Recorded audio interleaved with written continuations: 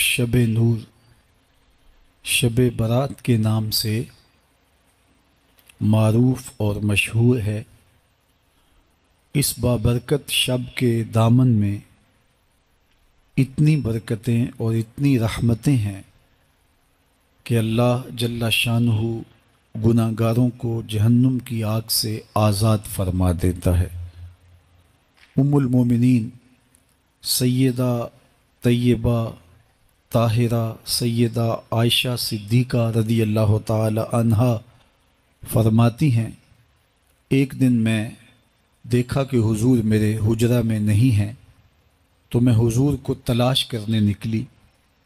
جنت البقیع میں آسمان کی طرف سر اٹھائے حضور اللہ سے التجائیں کر رہے تھے۔ مجھے دیکھا تو ارشاد فرمایا، عائشہ کیا تم نے یہ سمجھا کہ اللہ کا رسول تم سے زیادتی کرے گا؟ فرماتی ہیں میں نے عرض کی، یا رسول اللہ صلی اللہ علیہ وسلم، میں یہ سمجھا شاید آپ کسی زوجائے محترمہ کے حجرہ میں تشریف لے گئے ہیں۔ فرمایا آج لیلۃ النصف من شعبان، شعبان کی 15ویں رات ہے، درمیانی شب ہے۔ اس رات کو اللہ تعالی جل شانہ آسمان دنیا پہ نزول اجلال فرماتا ہے اور قبیلہ بنو کلب کی بکریوں کے بالوں سے زیادہ لوگوں کو جہنم کی آگ سے آزاد کر دیتا ہے۔ قبیلہ بنو کلب عرب کا بہت بڑا قبیلہ تھا جو بھیڑ بکریاں پالتے تھے اور لاکھوں کی تعداد میں ان کی بکریوں اور بھیڑوں کے ریوڑ تھے۔ تو اس قبیلے کی بکریوں کے بالوں سے بھی زیادہ گناہ گاروں کو جہنم کی آگ سے آزاد کر دیا جاتا ہے۔ تو یہ وہ بابرکت شب رحمت ہے، شب نور ہے، جس کے دامن میں اتنی برکتیں ہیں کہ کوئی محروم نہیں رہتا۔ صرف وہ بد نصیب لوگ جو شرک میں مبتلا ہیں، جو سخت کینہ پرور ہیں، جو قطع رحمی کرتے ہیں، قاتل ہیں، عادی شرابی یا بدکار ہیں، انہیں اس مبارک رات میں محروم رکھا جاتا ہے، ورنہ اللہ کی رحمتوں کا عموم اس بابرکت راتوں میں اس قدر ہوتا ہے کہ کوئی گناہ گار جو اس کے حضور ہاتھ دعا کے لیے اٹھاتا ہے اور اپنا دامن پھیلا کے اس کی رحمتیں مانگتا ہے، اسے محروم نہیں رکھا جاتا، بلکہ اللہ سب گناہ گاروں کو جہنم کی آگ سے آزاد کر دیتا ہے۔ ایک روایت میں آتا ہے کہ اللہ لیلۃ النصف من شعبان، شعبان کی 15ویں رات کو آسمان دنیا پہ اپنی رحمتوں سے جلوہ گر ہوتا ہے اور فرماتا ہے کوئی رزق مانگنے والا، میں اس کی جھولیاں بھر دوں، ہے کوئی مغفرت طلب کرنے والا، میں اس کے گناہ معاف کر دوں، ہے کوئی مجھ سے عافیت مانگنے والا، میں اس کو عافیتوں سے نواز دوں، ہے کوئی فلاں چیز مانگنے والا، ہے کوئی فلاں چیز مانگنے والا، اس کی رحمتیں آواز دیتی ہیں، اور یہ آواز غروب آفتاب سے لے کر کے طلوع فجر تک مسلسل بندوں کو دی جاتی ہے، اور بندے اس کے حضور اگر دست طلب دراز کریں، اپنی جھولی پھیلائیں، تو اللہ تعالیٰ ان کو ان کے مانگنے سے بھی زیادہ عطا فرماتا ہے۔ اس امت کو اللہ تعالیٰ نے اس طرح کی راتیں دے کر کے مغفرت، بخشش، غفران اور رحمتوں کی فراوانی نصیب کی ہے۔ میرے حضور نے ارشاد فرمایا، ایک شخص صبح سے لے کے ظہر تک مزدوری کرتا ہے، اس کو ایک کی رات ملتا ہے۔ ایک ظہر سے لے کر عصر تک مزدوری کرتا ہے، اس کا وقت تھوڑا ہے لیکن اس کو بھی ایک کی رات ملتا ہے۔ اور تیسرا شخص عصر سے لے کر مغرب تک مزدوری کرتا ہے، اس کو 2 کی رات ملتے ہیں، جبکہ اس کا وقت دونوں سے کم ہے۔ فرمایا پہلی مثال یہود کی ہے، دوسری مثال نصارہ کی ہے، اور تیسری مثال میری امت کی ہے۔ کہ اس کو تھوڑے عمل پر زیادہ ثواب دیا جاتا ہے۔ تو یہود اور نصارہ نے اس پہ برا منایا، تو حضور علیہ السلام نے فرمایا کہ اللہ نے ان کے اجر میں تو کمی نہیں کی، لیکن مسلمانوں کو زیادہ اجر دے دیا، تو یہ اس کی کرم نوازی ہے۔ تو یہ تھوڑے وقت کی عبادتیں اور چند راتوں کی بیداری اور مخصوص اوقات میں اللہ کے حضور عبادت و ریاضت ایک گناہ گار کو کہاں سے کہاں تک پہنچا دیتی ہے، اس کے گناہوں کی معافی کا ذریعہ بھی بنتی ہے اور درجات کی بلندی کا سبب بھی۔ دیکھیے، لیلۃ القدر ایک رات 1000 مہینے کی عبادتوں سے بہتر قرار پاتی ہے۔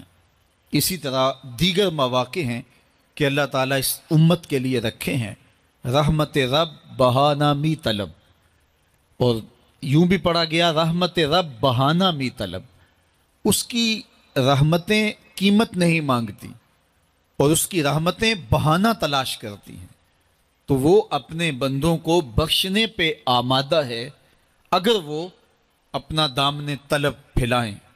قرآن مجید میں ایک مقام دیکھیے کتنا دل آویز ہے، فرمایا ما یفعل اللہ بعذابکم، اللہ تمہیں عذاب دے کے کیا کرے گا؟ اس کی یہ چاہت نہیں ہے کہ تمہیں عذاب میں مبتلا کرے، اس کی چاہت یہ ہے کہ تم اس کی چوکھٹ پہ آؤ، جھولی پھیلاؤ، اس سے خیرات اور رحمت مانگو، اور وہ تمہارے ماضی کے سارے گناہ معاف کر کے، ساری غلطیاں معاف کر کے تمہیں اپنی رحمتوں سے مالا مال فرما دے۔ تو وہ بندوں کو بخشنے پہ، بندوں کی مغفرت کرنے پہ آمادہ ہے اور اس کی رحمتیں بہانے تلاش کرتی ہیں۔ اللہ اکبر۔ اور دوسری جانب اس کے بندے، اس کے مملوک، اس کی مخلوق، اور مخلوق کی گناہ گار اور نیکوکار اس کی رحمتوں کے طالب ہوتے ہیں، بلکہ وہ گناہ کرنے کے بعد جب معافی مانگتے ہیں تو اللہ کو یہ معافی بہت پسند ہے۔ معافی مانگنا، اس کے حضور اپنے دامن کو پھیلانا، وہ اس کو بہت زیادہ محبوب ہے۔ انسان کی فطرت کے اندر گناہ رکھا گیا ہے۔ آگ، ہوا، مٹی، پانی، یہ ان 4 چیزوں کا مرکب ہے۔ اس کے جو عناصر ہیں اس میں کبھی اعتدال قائم نہیں رہتا اور اس سے گناہ سرزد ہو جاتے ہیں۔ گناہ کرنے کے بعد بندے کا اس گناہ پہ اصرار کرنا، اڑ جانا، ضد کرنا، توبہ نہ کرنا، اللہ کو یہ پسند نہیں۔ لیکن اگر اس سے گناہ سرزد ہو جائے تو پھر وہ توبہ کر لے تو اللہ کو یہ بہت زیادہ پسند ہے۔ جو اس سے ہو سکے نیکی وہ اللہ کے حضور پیش کرے، لیکن اس کے اندر جو شر رکھی گئی ہے، اس کے اندر جو قوتیں گناہ کی رکھی گئی ہیں، اس سے اگر اس سے گناہ سرزد ہو جائے تو پھر وہ اللہ سے توبہ کرے، اللہ کی طرف رجوع کرے، تو اللہ اس کی توبہ کو نہ صرف قبول کرتا ہے بلکہ اس کے گناہوں کو معاف کرتا ہے اور گناہوں کو بدل کے نیکیوں میں تبدیل کر دیتا ہے۔ جب گناہ نیکیوں میں تبدیل ہو گئے تو جتنا بڑا گناہ گار تھا اتنا بڑا نیکوکار ہو گئے۔ حضرت سیدنا عمر رضی اللہ تعالیٰ عنہ بازار میں جا رہے تھے تو ایک شرابی نے ہاتھ میں بوتل پکڑی تھی شراب کی، تو حضرت عمر ہاتھ میں درہ رکھتے تھے اور آپ کا جاہ و جلال دیتنیت ہوتا، تو جو ہی حضرت عمر رضی اللہ تعالیٰ عنہ کو اس نے دیکھا تو ڈر گیا اور دل ہی دل میں کہا، اے اللہ آج عمر کے قہر سے بچا لے، میں تیری بارگاہ میں سچی توبہ کرتا ہوں، اور جلدی سے شراب کو بغل میں چھپا لیا۔ اتنے میں حضرت عمر سر پہ پہنچ گئے اور گرج کر کڑک کے کہا کہ یہ تیری بغل میں کیا ہے؟ چونکہ اس کو بوتل چھپاتے دیکھا تھا تو وہ ڈر گیا اور ڈرتے ڈرتے کہنے لگا، حضرت یہ سرکہ ہے۔ اب تھی تو شراب، لیکن ڈرتے ہوئے بولا، حضرت سرکہ ہے۔ تو حضرت عمر نے کہا، نکال۔ جب نکالا تو شراب نہیں تھی، واقعی سرکہ بن چکا تھا۔ تو جب اللہ کے حضور کوئی توبہ کرتا ہے، اللہ اس کے گناہوں کو بدل کے نیکیوں میں تبدیل کر دیتا ہے۔ حدیث پاک میں آتا ہے کہ قیامت کے دن اللہ ایک شخص کو کہے گا کہ اپنا نامہ اعمال پڑھ، تو وہ نامہ اعمال پڑھنے لگ جائے گا۔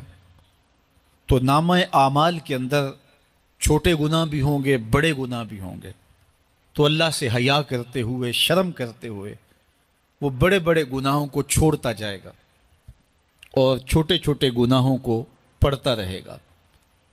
جب وہ سارے گناہ پڑھ چکے گا اور کتاب ختم ہوگی تو اللہ تعالیٰ اسے فرمائے گا، میرے بندے تو نے یہ جتنے گناہ پڑھے ہیں میں نے سب کو بدل کے نیکیوں میں تبدیل کر دیا۔ تو بندہ کہے گا، اللہ ابھی تو میرے بڑے بڑے گناہ رہتے ہیں جو میں نے پڑھے ہی نہیں۔ فَضَحِكَ النَّبِيُّ حَتَّى بَدَتْ أَنْيَابُهُ، حضور جب یہ بیان فرما رہے تھے تو حضور اتنا مسکرائے کہ صحابہ نے حضور کی داڑھیں دیکھ لی۔ تو پہلے وہ بڑے بڑے گناہ چھوڑے جا رہا تھا، لیکن جب اللہ فرمائے گا کہ میں تیرے گناہوں کو بدل کے نیکیوں میں تبدیل کر دیا، تو وہ کہے گا ابھی تو بڑے بڑے گناہ رہتے ہیں جو میں نے ابھی پڑھے ہی نہیں۔ تو جب کوئی بندہ اس کے حضور توبہ کرتا ہے، اللہ یہ نہیں دیکھتا اس نے گناہ کتنے کیے ہیں، یہ دیکھتا ہے بندہ آیا میری چوکھٹ پہ ہے تو اللہ اس کے پچھلے سارے گناہ معاف فرما دے۔ اللہ اکبر۔ میرے اور آپ کے حق و مولا نے اللہ کے حضور توبہ کرنے اور اس پر اللہ کی خوشی اور اللہ کی خوشنودی کا ذکر کرتے ہوئے ایک مثال بیان فرمائی کہ ایک شخص صحرا میں سفر کر رہا تھا تو وہ ایک درخت کے نیچے دوپہر کاٹنے کے لیے، سستانے کے لیے رک گیا اور درخت کے ساتھ اپنے اونٹ کو باندھ دیا اور خود لیٹ گیا تاکہ دوپہر کاٹ لوں۔ تھوڑی دیر کے بعد جب اس کی آنکھ کھلی تو اس نے کیا دیکھا کہ اونٹ ماں ساز و سامان کے ساتھ غائب ہے۔ اب صحرا میں اونٹ کا گم ہو جانا گویا زندگی چلے جانے کے مترادف ہے۔ تو اس نے دائیں بائیں بھاگ دوڑ کے دیکھا کہ کہیں اونٹ کا نشان مل جائے، لیکن اونٹ کا نشان نہیں ملا۔ تا حد نظر کوئی انسانی آبادی نہیں۔ وہ بھاگا اور تھک ہار کے دوبارہ اسی درخت کے نیچے بیٹھ گیا اور پیاس سے ہلکان ہوا جا رہا تھا اور درخت کے ساتھ ٹیک لگا کے لیٹ گیا اور موت کا انتظار کرنے لگا۔ جن لوگوں نے صحرا کا سفر کیا ہے ان کو اس بات کا اندازہ ہوگا کہ کئی 100 میل تک انسانی آبادی ہی نہیں، اب نہ کچھ کھانے کے لیے بچا نہ کچھ پینے کے لیے بچا، اونٹ بھی غائب ہو گیا، توشا بھی ساتھ ہی چلا گیا، تو اب ظاہر ہے سیدھی موت ہی نظر آ رہی ہے۔ تو وہ اس درخت کے ساتھ ٹیک لگا کے بیٹھ جاتا ہے اور موت کا منتظر ہوتا ہے۔ تھوڑی دیر کے بعد پھر اس کی دوبارہ آنکھ لگ جاتی ہے۔ جب دوبارہ آنکھ لگتی ہے تو تھوڑی دیر بعد پھر آنکھ کھلتی ہے۔ جب دوبارہ آنکھ کھلتی ہے تو دیکھتا ہے کہ اونٹ جو گما تھا ماں ساز و سامان کے اس کے پاس کھڑا ہے۔ تو صحرا میں اس حالت میں اونٹ کا مل جانا زندگی مل جانے کے مترادف ہے۔ تو وہ اتنا خوش ہوا کہ خوشی کی انتہا نہ رہی، بلکہ مسرتوں کے ہجوم میں درک گیا اور کہنے کیا لگا، اللہم انت عبدی وانا ربک، اے اللہ تو میرا بندہ اور میں تیرا رب۔ کہنا تو یہ تھا کہ تو میرا رب اور میں تیرا بندہ، لیکن مسرتوں کا ہجوم ہی اتنا تھا، خوشیوں کا ہجوم ہی اتنا تھا کہ زبان پہ قابو نہ رہا۔ کسی کے آنے سے ایسے ہوش اڑے ساقی کے، شراب سیخ پہ ڈالی اور بوتل میں کباب۔ کہنا یہ تھا اللہم انت ربی وانا عبدک، لیکن اس قدر خوش ہوا جب بھی تیری قربت کے امکان نظر آئے ہم اتنے خوش ہوئے کہ پریشان نظر آئے۔ تو کہنا یہ تھا کہ اے اللہ تو میرا رب اور میں تیرا بندہ، لیکن خوشیوں کے ہجوم میں وہ کہتا ہے اللہم انت عبدی وانا ربک، اے اللہ تو میرا بندہ اور میں تیرا رب۔ حضور یہ بات بیان کرنے کے بعد صحابہ سے پوچھتے ہیں کہ ذرا بتاؤ اس بندے کو کتنی خوشی ہوئی کہ خوشی میں زبان بھی قابو نہ رہی اور اپنے آپ پہ کنٹرول نہ رہا، اور خوشیوں کے ہجوم میں اسے یہ بھی پتہ نہیں چل رہا کہ وہ کیا بول رہا ہے۔ تو صحابہ نے عرض کی حضور بہت زیادہ اسے خوشی ہوئی۔